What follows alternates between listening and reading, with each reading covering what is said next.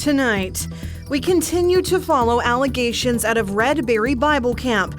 The head of the camp admitting that an exorcism but no medical care was conducted on a boy experiencing a possible seizure.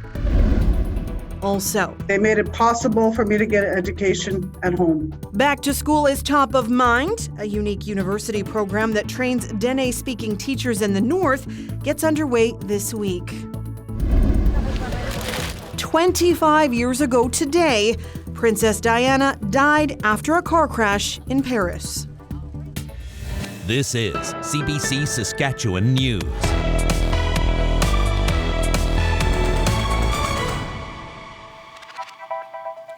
It is Wednesday, August 31st, and the CBC Saskatchewan News starts right now. Good evening, and thanks for joining us. A top official from a Saskatchewan Bible camp says he watched an exorcism being performed on one of their campers this summer.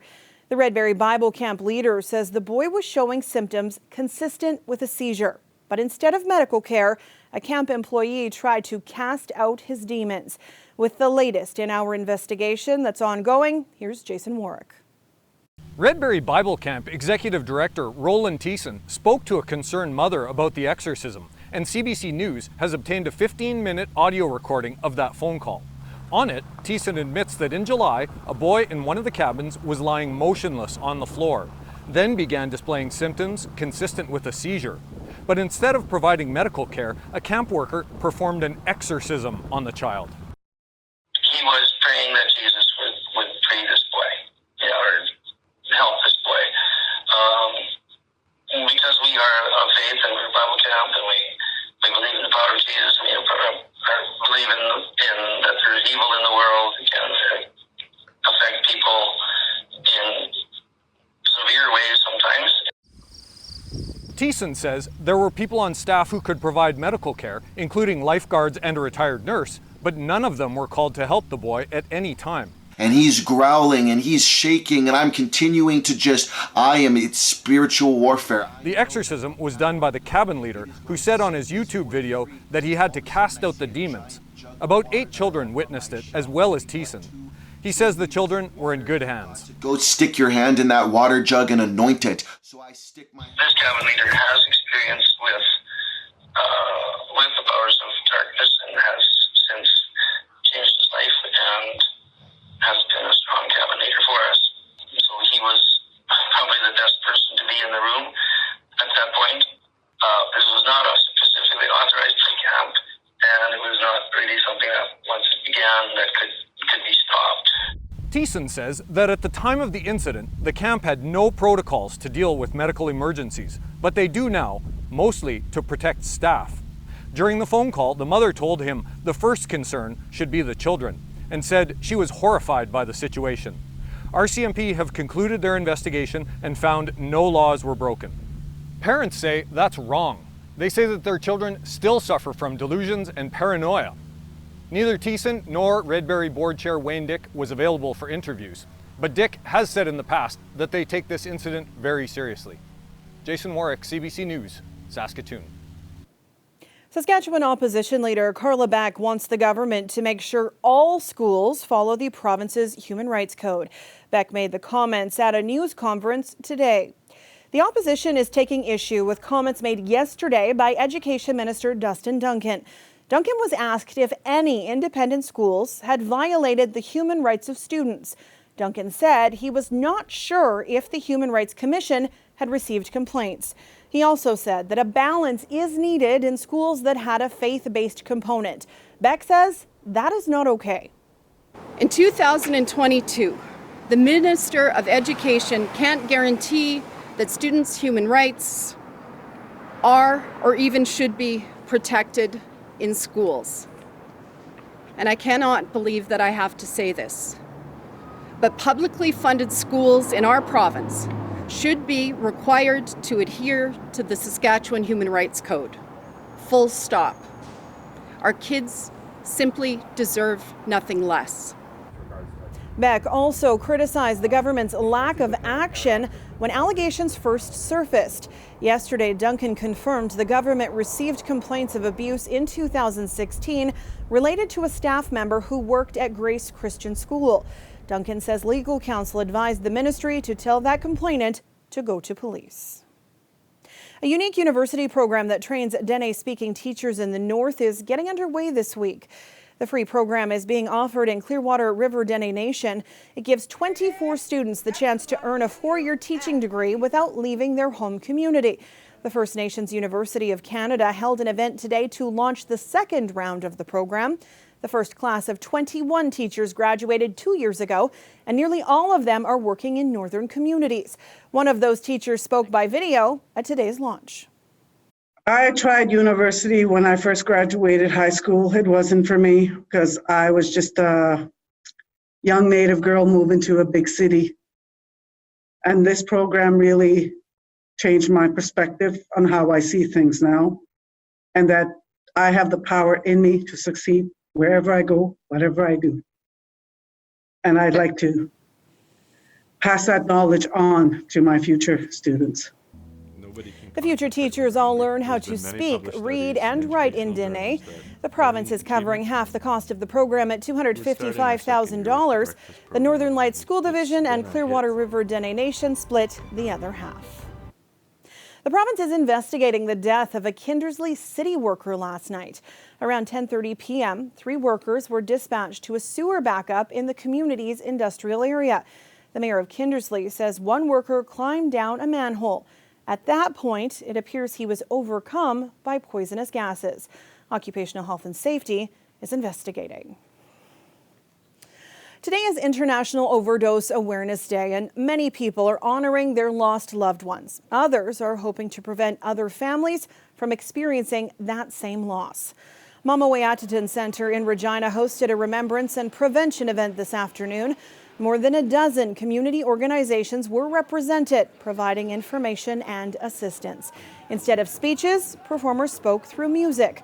Regina's police chief and a number of officers also attended.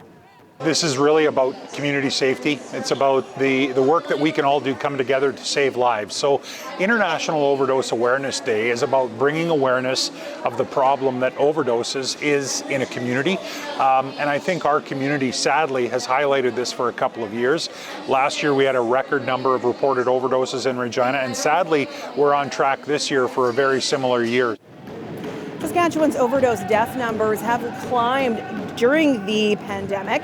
As of the end of July, the Saskatchewan Coroner's Service reported 263 confirmed or suspected drug toxicity deaths this year. Organizers say we need to treat addiction as a health problem and reduce the stigma around drug use so people can get the help they need.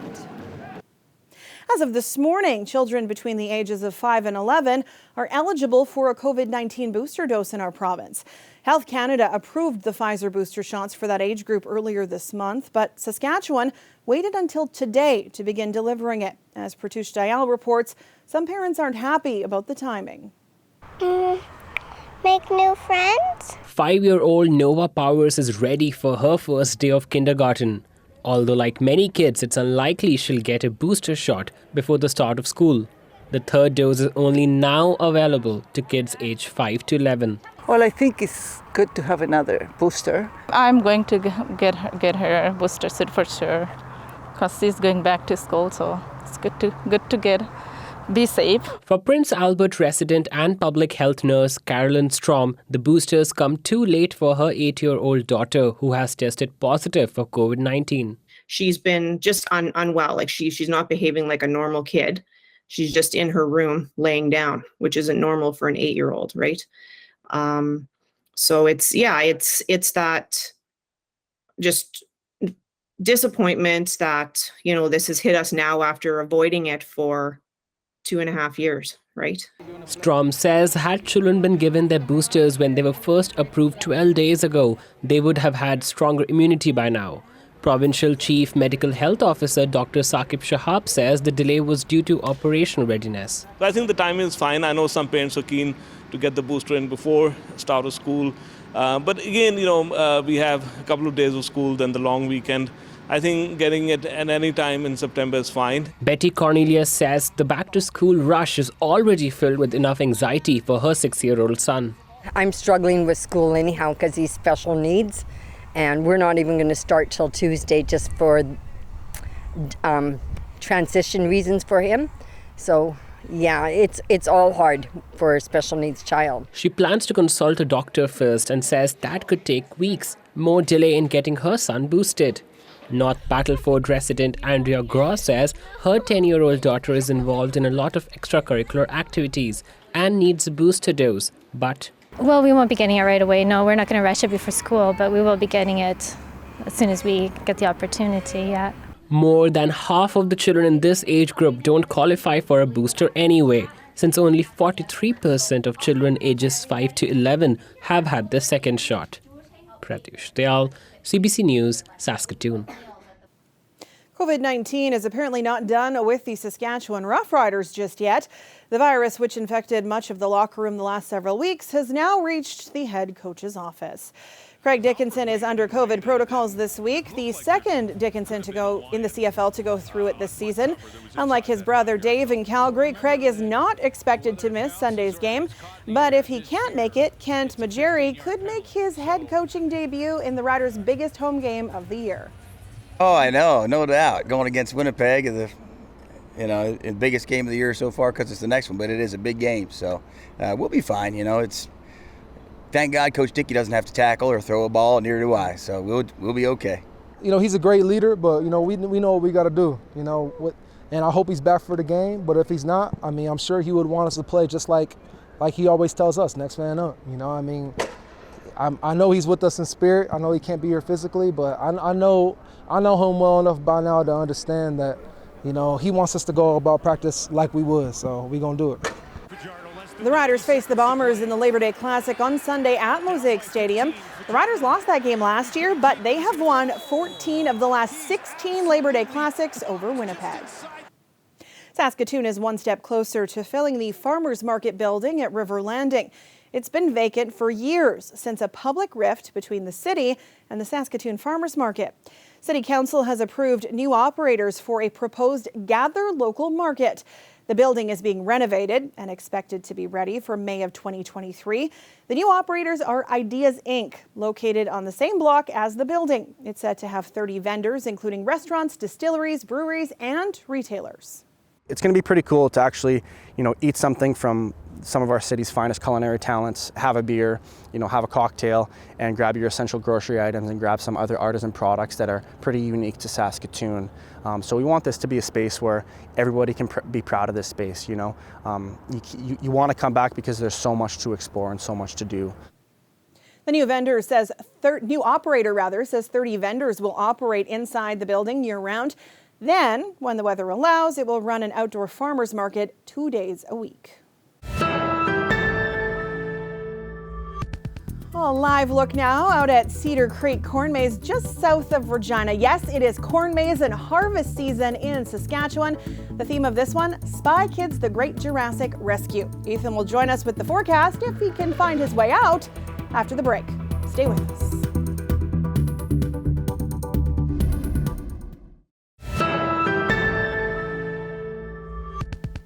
Welcome back.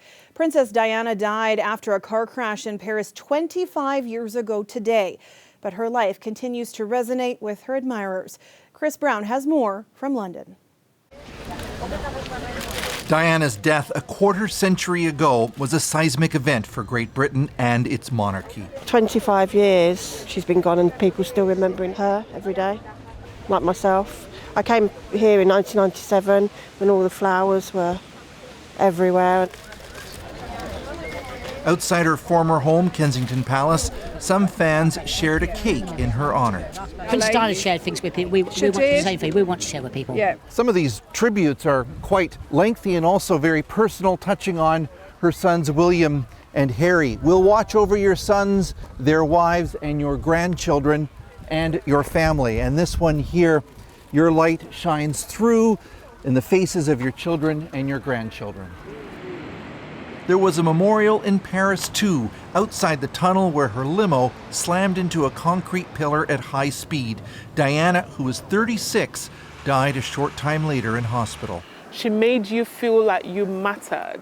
Diana's legacy is especially poignant for Tessie Ojo, who administers the Diana Awards for young people who demonstrate compassion for others. I remember vividly watching her, for someone of color, watching her hold this little girl who I think she had AIDS or her parents had AIDS. Nobody else in her position had ever happened. And for me, I was that little girl. And suddenly, you were visible to her. Just as Diana was notoriously mistreated by other royals, her sons, William and Harry, have fallen out over the allegedly poor treatment of Harry's wife, Meghan. People should expect the real me in this, and probably the me that they've never gotten to know. Controversially, Meghan just launched her new podcast, knowing the focus would be on Diana, says this royal watcher. She is married to Prince Harry, and it is part of his legacy, but I think that the timing could have been different. The soap opera over her sons and her ex-husband and future king, Charles, keeps Diana's name in the news, but people here say the example she set helping others is why her legacy endures. Chris Brown, CBC News, London. This weather update is brought to you by Capital Ford Lincoln, making back to busy easy.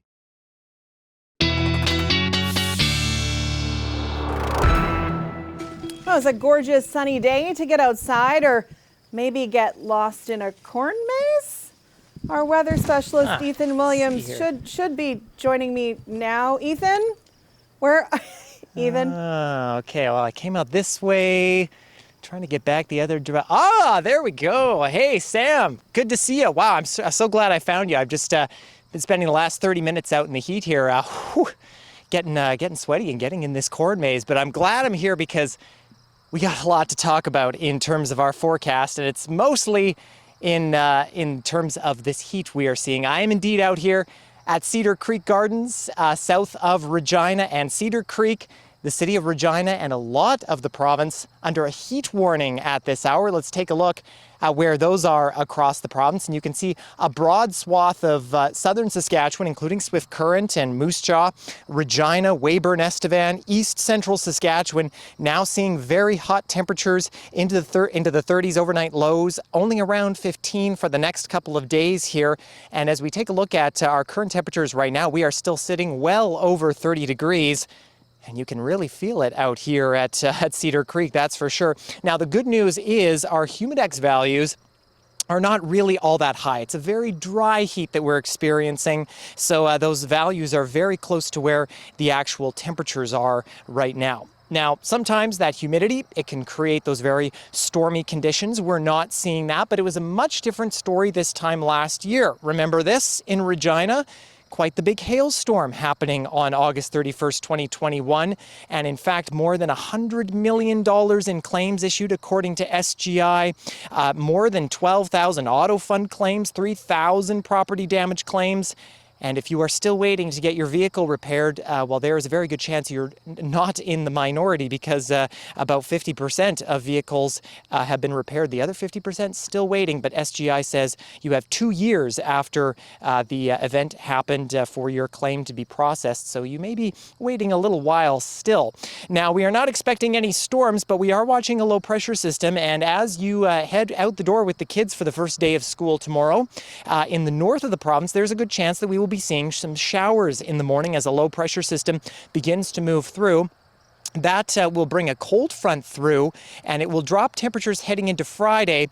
The most impact from that system will likely be in Manitoba, and as you can see, maybe even a little bit of mixed precipitation in Manitoba, but that will quickly roll out, and we will see a mostly clear day heading into Friday. Now, our winds will pick up with that low pressure system moving through northwest between 40 and 60 heading into tomorrow. We will get some calmer conditions heading into Friday, thankfully, as that system moves out. Regina, we will be gusty, but we will be hot tomorrow. 34 degrees, very similar to today. A big drop off Friday, but then hot for the Labor Day Classic heading into Sunday. And for those kids heading to school tomorrow, we are looking at 20 degrees at 8 a.m. Sunshine in the Queen City. Winds haven't quite picked up yet. In Saskatoon, your 7-day forecast just a little bit cooler than Regina. We're looking at a high close to 30 degrees again, very gusty, and you will not escape those hot conditions heading into the weekend and into next week. Similar conditions for your day tomorrow, heading with the kids to school at 8 a.m., 20 degrees, mostly sunny conditions, nice light winds. And if you're bringing the kids out here for one last night before school, Sam, wow, you're going to need to bring some water because we are very, very hot out here tonight. Please don't get lost before your last weather at the end of the show. Thank you, Ethan. Reminder, as excited kids, parents, and teachers rush out the door tomorrow morning, school zones are in effect. In Saskatoon, school zone speed limits used to be in effect from September to June. That changes tomorrow. Like other major cities, including Regina and Moose Jaw, they will exist year-round. Stay with us. We'll be back after the break.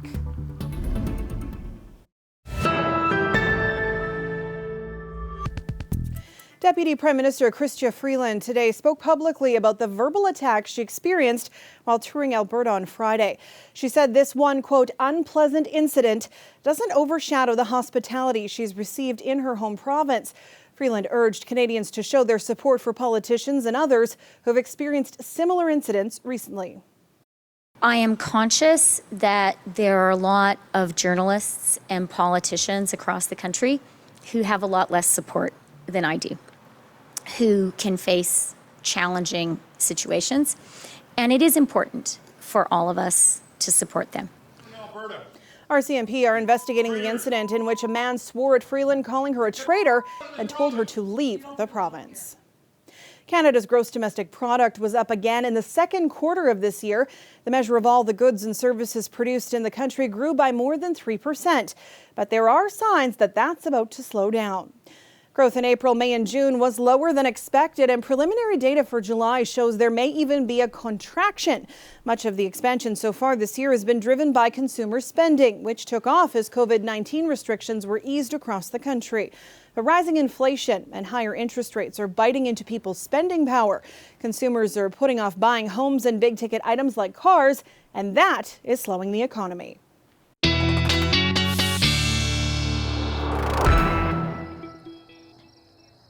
A hot start to the morning already in Saskatoon. Tomorrow we're looking at 20 degrees at 8 a.m. and those winds beginning to pick up out of the southwest around 20 kilometers an hour. We get to the noon hour as the kids get out for lunch. We're at 28, almost 30 degrees, but those northwest winds picking up pretty quickly through the afternoon. Regina, it's all sunshine tomorrow morning at 8 a.m., also 20 degrees, and we will see those southwest winds begin to pick up as we head to the noon hour. 31 by the time we get to noon, feeling like 33 with those west winds picking up as well. And if you're coming down here to Cedar Creek Gardens for the Great Jurassic Rescue Maze tomorrow at 6 o'clock, well, we are seeing some pretty gusty winds, but it will still be very, very warm out. And as for me, Sam, if you'll excuse me, I have some work to do. I got to finish this maze, so I'll catch you back at the studio.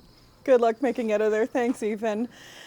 Before we leave you tonight, some butterflies have arrived at their new home in Saskatoon. How zen and beautiful is this? It's the Saskatoon Forestry Farm Park and Zoo's Prairie Butterfly House. It's been in the works for a while and it's now officially open to the public. It also has an emerging area for visitors to view the whole life cycle from caterpillars to butterfly. And if you're really keen, there's also signage to help you learn all the varieties of butterflies that will call this space home. You can start visiting now. The zoo's open daily from 9 until 7. And that's it for us tonight. For news anytime, you can head to our website or subscribe to the CBC Saskatchewan YouTube channel. Glenn Reed and Ethan will be back with more local news and weather at 11. Thanks for watching and have a great night.